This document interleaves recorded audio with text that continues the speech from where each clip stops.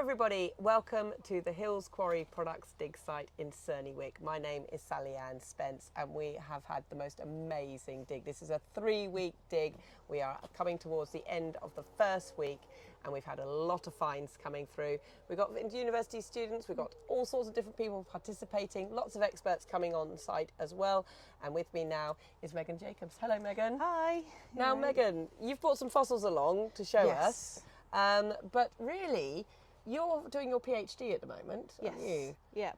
And that's sort of, is that based around the Isle of Wight? It's based on, you know, what is it? Yeah, so it's based on the dinosaur-aged rocks on the island. So I'm looking at, well, we've got some Jurassic fossils here, and we were going after mammoths. The things I work on are somewhere in between. Right. Okay. Okay. Tell us more then. Yeah. So the rocks on the island are about 125, give or take, million years old. So we're in the early Cretaceous and we're looking at big dinosaurs like iguanodon, big herbivorous dinosaurs. And I primarily kind of look and focus on the rocks that they're being preserved in. So trying to understand the environment that they're in, what's going on, the climatic changes and things like that. And I know there's been people doing that with this dig here, trying to understand why are the mammoth bones and stuff here to begin with, because that's a very important question. So. It is actually. It's a pretty. It is the main question. Why is this stuff even here? So you've selected some fossils that have come from the dig, and would you like to just tell us why they're relevant to you? I just think, personally, I really like belemnites. They, the day I've been here, I've been finding hundreds of these. Yeah, they're absolutely everywhere. But I have not seen one as nice and as big as this. It is perfect. It's a really, really brilliant specimen.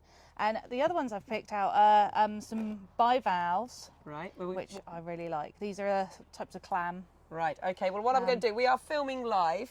All these videos are live from the site. We're actually here at the dig site itself. So I've got a volunteer helping me every day with the camera. I've got Sally right now. Sally, would you come on in and just so we can just see these a bit closer.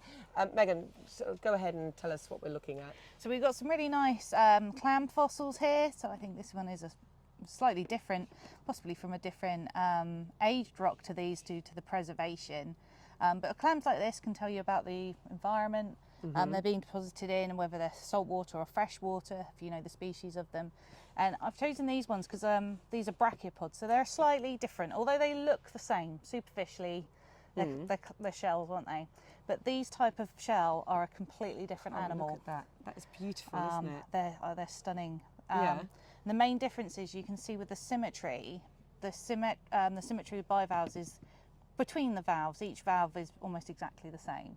Whereas with brachiopods, when we look, you've got a valve here and a valve here. The valves are very different, and the symmetry is actually down the middle. Right. But the animal inside is a completely different animal. They're not really related whatsoever. Oh, that's quite interesting. It's one of these, I think when I first learned it as an undergraduate, it sort of blew my mind a little bit. Yes. But yeah, you can get two things that look very, very similar, but they're completely different animals. And are they sort of, is their behaviour different and everything else? Yeah, so with brachiopods, they tend to be, mostly like they can be attached on a little stalk, whereas these bivalves are burrowing into the mud. Right. Okay. So there's some differences in how they live.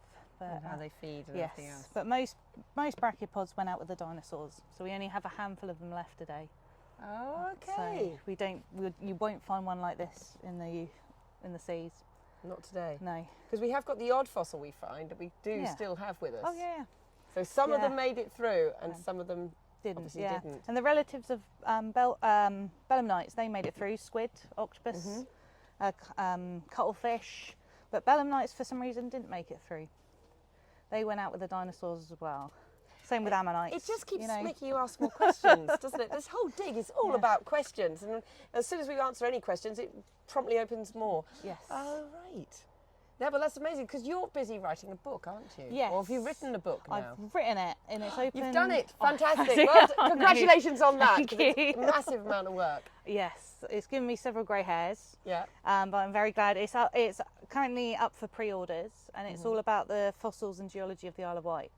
So it's for the general reader, so people that don't have an academic background or don't know that much.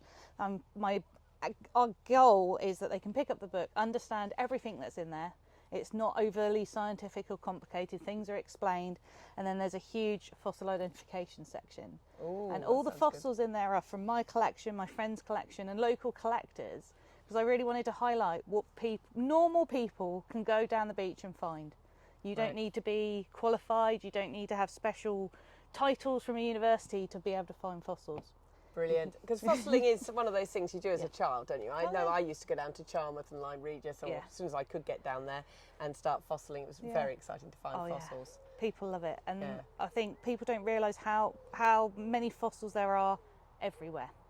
That's Wherever you go, there can be fossils, and like these gravels. If you ever have gravel put on your driveway, or think Yes, of that, this those is gravels true. have been dug from somewhere, and they quite often have gryphea in that we're finding here, the oysters, and they can have sea urchins in. They're relatives of starfish. So there's just walking down a garden path, you can find fossils. Oh, excuse me, I'm sneezing. I do apologise.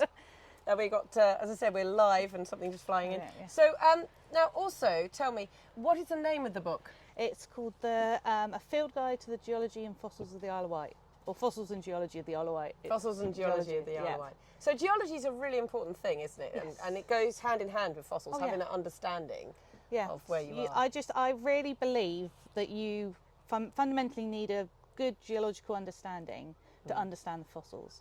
Because if you don't know what's happening with the rocks, the fossils won't make sense. Ooh. That's the thing, is you could question, why are these fossils appearing here? And if you don't understand the geology, it's always going to be a mystery. That's But if very you can true. read the rocks and go, well, that was a river and we're finding turtles and shells and things in it, well, yeah, that makes sense if it was a river. So Yes. yeah, That is very true, actually. The two do go together because fossils are within rocks. So Yeah. you have to learn about the dating of them, where you're Yeah. likely to find that rock, Yeah. and what type of fossils will. and we're finding in the dig, it's been really kind of pretty cool going out there, because you have all of these ice age deposits with the mammoth bones in directly on top of the Jurassic stuff. Yes. And just actually being able to notice the slight difference sometimes in the change. And if you don't, we just stop digging, because you've all gone through the mammoth bit, the clay's changed slightly, you're in the Jurassic, you're not going to find any more mammoths there, and to move on to the next little bit. So it's been really cool seeing that and being able to see sort of where the river was down there and things like that. It's really, really cool. It's an amazing sight. It's the ancient riverbed of the River Thames, and it's just colossal. I mean, a lot of the bones are damaged because they've been, tumbled through the river itself. And as you said, you uncover a mammoth bone and it's lying on top of a bed of ammonites. Yeah. It's just an amazing dig in that respect. And they're getting wedged between the rocks as well. We just found one it's sort of between these big river boulders. Yeah. So that they were just getting washed down the stream and getting caught up. So It says a lot so about cool. the river flow as well. Yes. Yeah. It's a site that just keeps giving us so much information Yeah.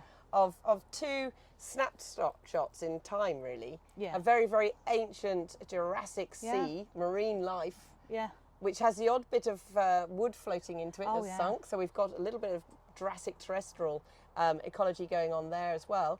And then this amazing Ice Age site and understanding the whole environment at that point. Yeah. It's really brilliant. cool. It is a brilliant site. Yeah. Well, keep watching our videos. They are being constantly updated, and you'll be able to find what's going on live. It's really exciting. Thank you so much for coming along, That's Megan. all right. Thank you. Megan's book sounds brilliant. If you've got a fossil mad family and you want to go fossiling down to the Isle of Wight, I think Megan's book would be brilliant for you. So keep watching, and we will hopefully be able to show you something very soon. There's more digging going on, new trenches being opened up right now. So don't forget, the hashtag is TUSForce.